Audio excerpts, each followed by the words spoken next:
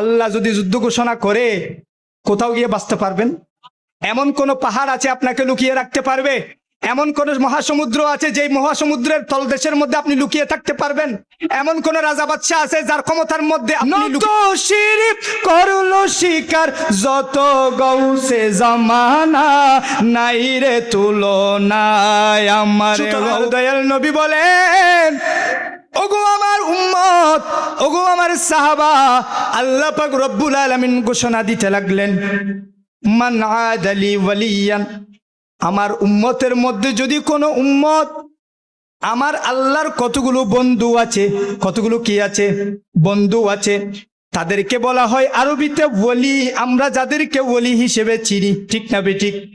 আমার নবী বলেন, আমার উম্মতের মধ্যে যদি কেউ আল্লাহর ওলি যারা, আল্লাহর বন্ধু যারা, তাদের সাথে যদি শত্রুতা পোষণ করে, অন্তরের মধ্যে যদি তাদের প্রতি ঘৃণা রাখে, তাদের প্রতি যদি কেউ দুশ্মনী রাখে, আমার আল্লাহ পাক রব্বুল আলামিন বলেন, ও আমার সাহাবা, ওগো আমার উম্মত, আমার আল্লাহ বলেন, তোমাদের মধ্যে যদি কেউ আল্লাহর ওলির সাথে, বন্ধুর সাথে যদি দুশ্মনী রাখে, তখন আমার দয়াল নবী বলেন, ফাকাদ আযানতু বিল হারব। আমার আল্লাহ পাক রব্বুল আলামিন সরাসরি বলতে লাগলেন, ওই সমস্ত দুশ্মন যারা অন্তরের মধ্যে ওলির প্রতি দুশ্মনী রাখে, ওই সমস্ত মানুষদের সাথে আল্লাহ পাক রব্বুল আলামিন কুদরতিভাবে যুদ্ধ ঘোষণা করবেন বলেছেন। জোরে বলি না সুবহানাল্লাহ, জোরে বলি না সুবহানাল্লাহ।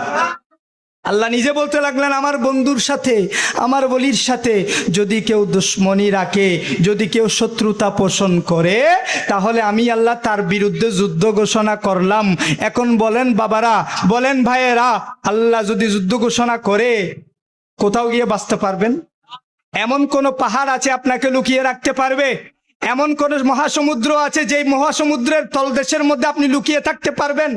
এমন কোন রাজা বাদশা আছে যার ক্ষমতার মধ্যে আপনি লুকিয়ে থাকতে পারবেন? আল্লাহর দরা থেকে কেউ বাঁচতে পারবেন না। সুতরাং আল্লাহর ওলিদের কাতারের মধ্যে আসুন। সুবহানাল্লাহ বলি না? ওয়া কুল্লু ওয়ালিন আলা কদামি ওয়া ইন্নী আলা কদামিন নবী বদরিল কামালি। সুবহানাল্লাহ। সমস্ত ওলিদের কাদের মধ্যে আমি গৌসে পাকের কদম মোবারক আছে। জুড়ে বলি না সুবহানাল্লাহ। আর যেই ব্যক্তি এটা মানবে না সে ওলি নয়, যে ব্যক্তি এটা মানবে না সে কি নয়? ওলি নয়। সেজন্য শায়ের এটা দিয়ে কলি বানিয়েছেন, ছন্দ বানিয়েছেন। আরে বাগদা জামে মসজিদে গৌসিয়তির ডাক, আরে সকল অলির কাঁদে যার দু চরণ পাক। নত শিরিফ করলো বয়ান, নত শিরিফ করলো শিকার যত গৌসে জামানা নাই রে তুলনায় আমার গৌসুল আজম। এই আওয়াজে হবে না।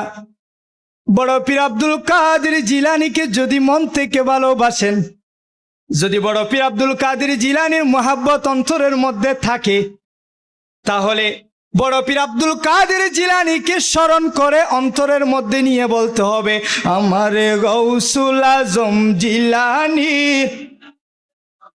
নাই, আমারে গৌসুল আজম। এই জগতে কোনো বলি, এই জগতে কোনো বলি তাহার সমান হবে না, নাই রে তুলনা আমার গৌসুল আজম। আরে মেরাজে রাতে নবীর সাথে বাইতুল মামুরে লক্ষ কোটি মুরিদ নিয়ে নামাজ পড়ে। সুবহানাল্লাহ। মেরাজে রাতে নবীর সাথে বাইতুল মামুরে লক্ষ কোটি মুরিদ নিয়ে নামাজ পড়ে। রফ রফ সে যে লাম কানে, রফ রফ সে যে লাম কানে হয়েছিলেন রওয়ানা, নাই রে তুলনা আমার গৌসুল আজম, নাই রে তুলনায় আমার গৌসুল আজম।